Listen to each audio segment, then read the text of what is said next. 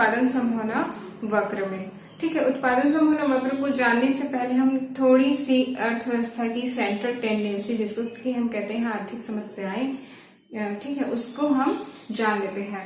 तो एक जो उत्पादनकर्ता होता है उसके पास सबसे बड़ी समस्या होती है कि सीमित साधनों में वह असीमित जो मांग होती है या असीमित जो आवश्यकताएं होती हैं उसकी पूर्ति वह किस प्रकार से करे। कहने का मतलब है कि वह कितनी मात्रा में वस्तु का उत्पादन करे, कितनी मात्रा में वस्तु का उत्पादन करे, किस प्रकार की वस्तु का उत्पादन करे। इसके अलावा किस प्रकार की का मतलब है कि उपभोक्ता वस्तुओं का उत्पादन करे या फिर पूंजीगत वस्तुओं का उत्पादन करे। ठीक है, तो जो पूंजीगत वस्तुएं होती है वो एक ऐसी वस्तु होती है कि जिसका निर्माण करने से स्वयं भी मतलब पूंजी मिलता है। जैसे हमने क्या बना दी, मशीनरीज बना दी, कारखानों के लिए हमने मशीनरीज तैयार करी, तो वो जो मशीनरी है फिर से क्या करेगा, उत्पादन का कार्य करेगा। तो ये क्या कहलाता है, पूंजीगत वस्तुएं। उसी प्रकार से ऐसी वस्तुएं जिनका प्रयोग हम दैनिक जीवन में करते हैं, सभी उपभोक्ता करते हैं, अनिवार्य वस्तु जिसको हम कहते हैं, वो सभी किसमें आते हैं, उपभोक्ता वस्तुएं। ठीक है, अब हम ये जानते हैं कि इन्हीं जो समस्या है उसका समाधान अर्थशास्त्र में कैसे किया जाता है। ठीक है, तो अर्थशास्त्रियों ने इसके लिए इस समस्या के हल के लिए एक सॉल्यूशन ढूंढा है जिसको हम कहते हैं उत्पादन संभावना वक्र, जिसको हम कहते हैं उत्पादन संभावना वक्र या प्रोडक्शन पॉसिबिलिटी कर्व। ठीक है, जैसे कि नाम से समझ में आ रहा है कि संभावना किसकी, उत्पादन की। ठीक है, मतलब उत्पादन की कितनी संभावना होगी इसको दर्शाता है क्या, प्रोडक्शन पॉसिबिलिटी कर्व। अब सबसे पहले हम ये जानते हैं कि इसका जो अर्थ है वो क्या होता है। ठीक, तो देखते हैं उत्पादन संभावना वक्र दो वस्तुओं के संयोग को बताता है। ठीक है, जिनका देश के सीमित साधनों व तकनीकी द्वारा जो है जिसका जो है उत्पादन देश के साधनों व तकनीकी के द्वारा किया जाता है। मतलब कि ये जो उत्पादन संभावना वक्र है वह क्या करता है, केवल दो वस्तुओं के संयोगों को दर्शाता है।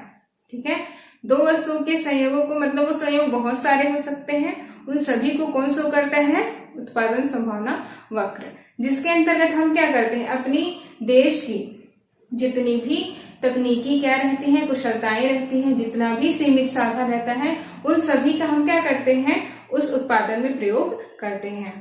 ठीक, अब हम आगे आते हैं उत्पादन संभावना वक्र की मान्यताएं। अब ये जान लेते हैं कि मान्यताएं क्यों बनाई जाती हैं।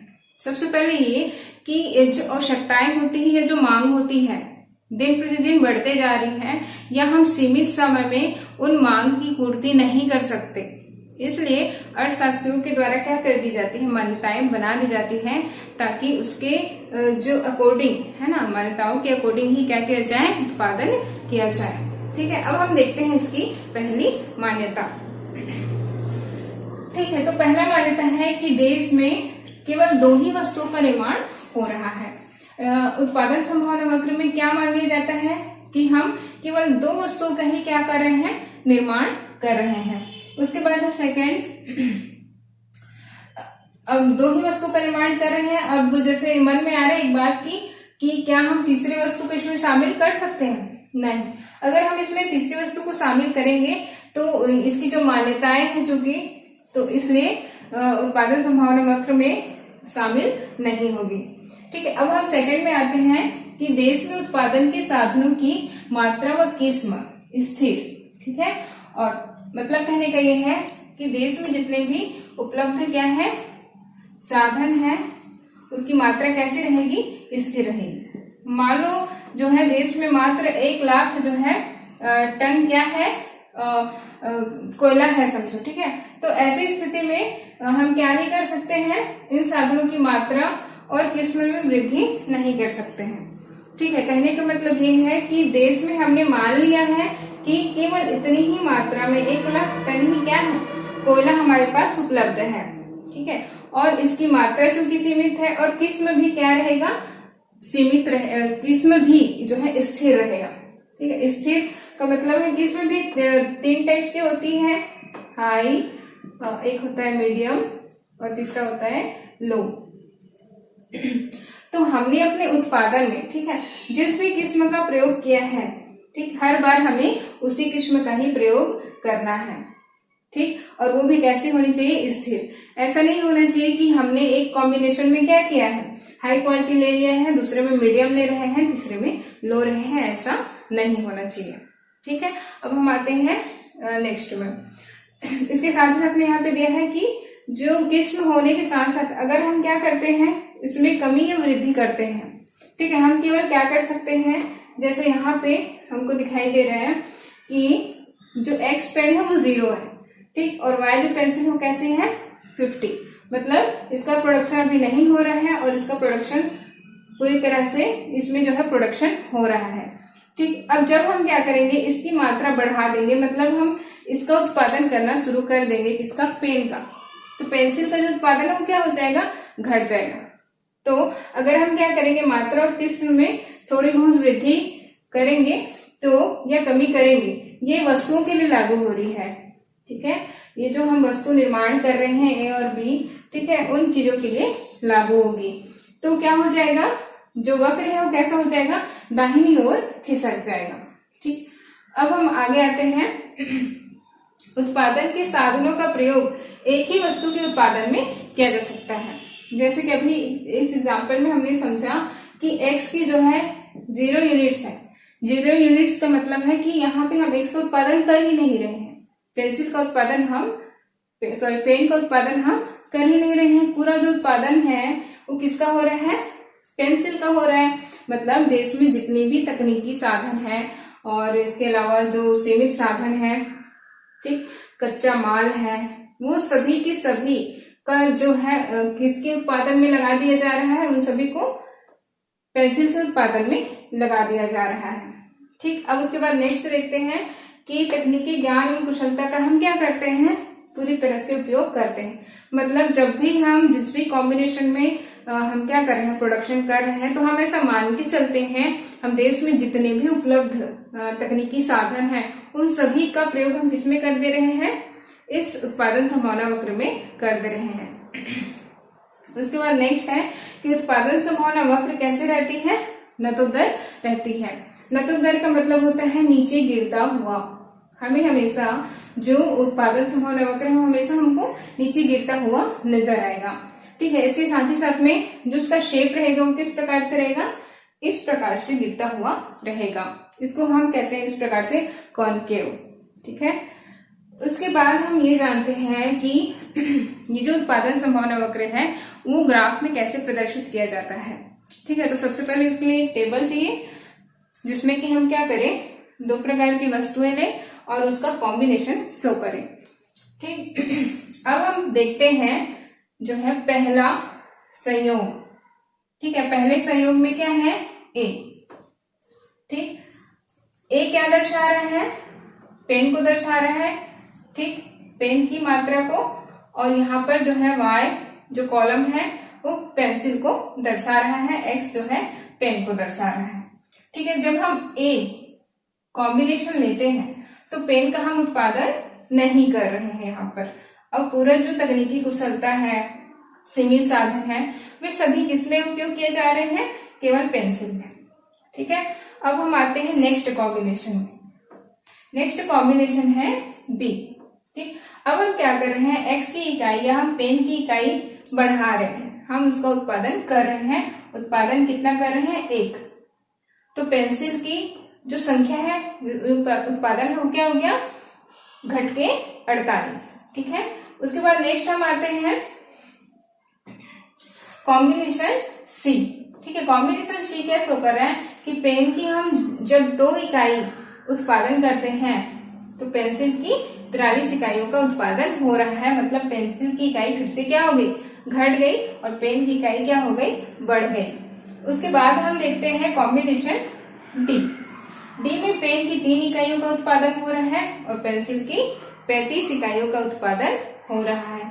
उसी प्रकार से ई में क्या हो रहा है, पेन की 4 इकाई तो पेंसिल की 20 इकाइयों का उत्पादन हो रहा है। उसी प्रकार से नेक्स्ट में हम आते हैं कि पेन की 5 इकाइयों का उत्पादन हो रहा है और पेंसिल की हो गई 0 या 0, तो यहाँ पे क्या हो रहा है कि देश में उपलब्ध जितने भी साधन हैं, जितने भी तकनीकी कुशलता है, उन सब का यूज हम कहाँ कर दे रहे हैं, पेन के ऊपर लगा दे रहे हैं। ठीक है, अब हम इस चीज को, इस टेबल को हम ग्राफ के थ्रू समझते हैं। तो सबसे पहले देखते हैं, सबसे पहले हमें एक्सिस बनाने होंगे।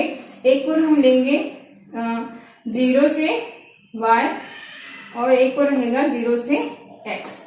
ठीक है, x में हम क्या लिखेंगे, यूनिट्स ऑफ पेन, पेन की इकाइयां। उसी प्रकार से यहाँ पर पेंसिल की इकाइयां। अब हम क्या करेंगे, एक पैमाना लेंगे, उसके हिसाब से 1 2 3 4 5 6 पॉइंट कर देंगे। ठीक है, यहाँ पर भी उसी प्रकार से जहां पर मैक्सिमम गया है वहां तक हम लेकर के जाएंगे। ठीक है, तो 10 20 30 40 और 50। ठीक है, अब सबसे पहले हमें कौन सा कॉम्बिनेशन लेना है, कॉम्बिनेशन ए लेना है। ठीक है, कॉम्बिनेशन ए क्या दर्शा रहा है, x का 0, ठीक, x का क्या 0 और y का क्या 50। तो ये क्या है, ये तो इसी एक्सिस पे क्या है, लंब है, तो ये यहीं पे रहेगा, मतलब इसी पर जो है हमारा पॉइंट लगाया जाएगा। उसके बाद दूसरा क्या है, बी। बी क्या शो कर रहे हैं, पेन की 1 इकाई और पेंसिल की 48 इकाई। तो एक में हम क्या करेंगे, x का 1 या 1 और y का क्या 48। तो 50 से थोड़ा नीचे हम क्या करते हैं, यहाँ पर जो है 48 लिख देते हैं।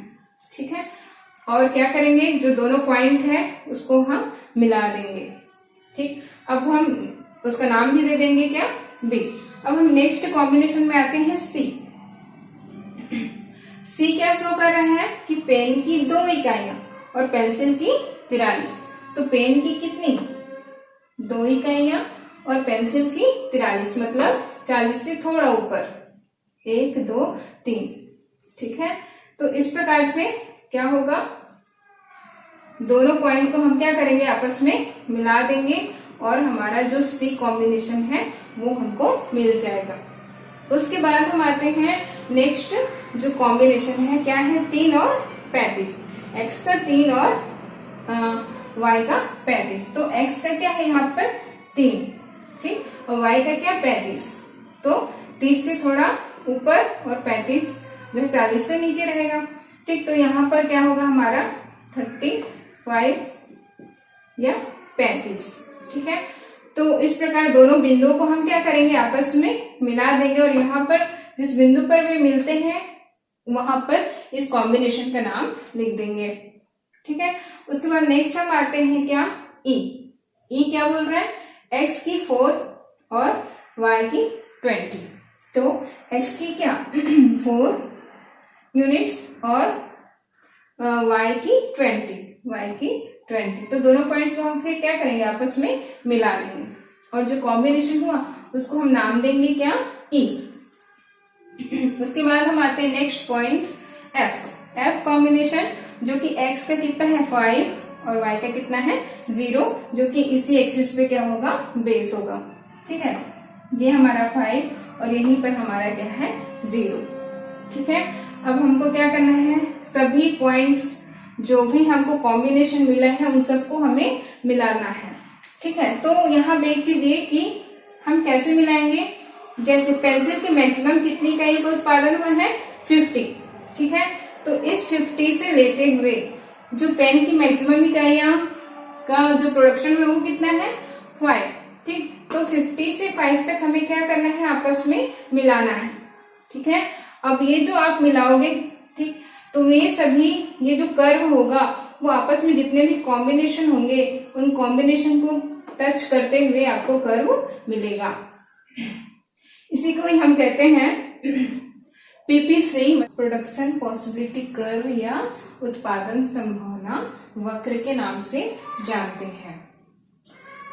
अब हम जो है उत्पादन संभावना वक्र के 3 कंडीशंस के बारे में जानते हैं। जैसे हमने एक तो अभी पढ़ ही लिया कि जब हम संतुलित मात्रा में, समान मात्रा में मान्यताओं का प्रयोग करते हुए क्या करते हैं, उत्पादन करते हैं, तो हमको जो वक्र मिलता है वह उत्पादन संभावना का इक्वल प्रोडक्शन कहलाता है। मतलब हमने बिल्कुल सही और समान मात्रा में प्रोडक्शन क्या है। ठीक, अब नेक्स्ट हम देखते हैं अंडर प्रोडक्शन कर्व, जिसको हम कहते हैं। इसमें क्या होता है, हमारा जो क्या रहता है प्रोडक्शन पीपीसी जो कर्व होता है, प्रोडक्शन पॉसिबिलिटी कर्व, जब हमको ऐसा वक्र मिले जो कि इस वक्र के अंदर हो, मतलब कि हम क्या नहीं कर पा रहे हैं, अपने देश में उपलब्ध जो संसाधन है उन संसाधनों का सही मात्रा में प्रयोग नहीं कर पा रहे हैं, इसलिए हमें जो वक्र मिलेगा वो कैसे मिलेगा, अंडर जो है इक्वल प्रोडक्शन वक्र। मतलब जो वक्र है पीपीसी, उसके अंदर ही हमको क्या मिलेगा, एक और वक्र मिलेगा जिसको हम कहेंगे अंडर प्रोडक्शन। मतलब हम जो है पूरी तरह से संसाधनों का, देश में उपलब्ध जो संसाधन है उसका बिल्कुल सही मात्रा में उपयोग नहीं कर पा रहे हैं। ऐसी स्थिति में हमको इस प्रकार का कर्व मिलता है। ठीक, अब हम नेक्स्ट में आते हैं कि जब हम क्या कर देते हैं इस पी वक्र से, ठीक है, ये जो इक्वल पी वक्र है, ये जो इक्वल पी कर्व है, उसके ऊपर हमको क्या मिलता है, एक और कर्व मिलता है। तो इसका मतलब ये है कि ये तो क्या हो गया, हमारे जो देश में उपलब्ध जो साधन है उससे हम क्या कर दे रहे हैं, अधिक मात्रा में उत्पादन कर दे रहे हैं। ठीक है, तो ऐसे में क्या होगा, हमारे देश के ऊपर भार पड़ेगा। ठीक है, संसाधनों का भार पड़ेगा, तकनीक साधनों का भी भार पड़ेगा। ठीक है, तो इस प्रकार हमको क्या पता चलता है कि जो पीपीसी कर्व है उसके 3 कंडीशन हो सकते हैं कि जब हम उससे अधिक उत्पादन करते हैं तो हमें इस प्रकार की स्थिति उत्पन्न हो जाएगी कि हमें अन्य देशों से जो सामान है वो मंगाना पड़े या कच्चे माल का हमको जो है आयात करना पड़े। ठीक है, उसके बाद जो हमको सेकंड कर्व हमने देखा उसमें हमको ये पता चलता है कि हम स्वयं क्या नहीं कर पा रहे हैं, देश में जो उपलब्ध संसाधन है उसका पूर्ण मात्रा में विदोहन नहीं कर पा रहे हैं। ठीक है, तो इस प्रकार से उत्पादन संभावना वक्र के 3 कंडीशन होते हैं। ठीक, तो उम्मीद है आपको ये टॉपिक बहुत अच्छे से समझ में आया होगा। आज के लिए बस इतना ही। प्लीज वीडियो को लाइक करें, शेयर एंड सब्सक्राइब।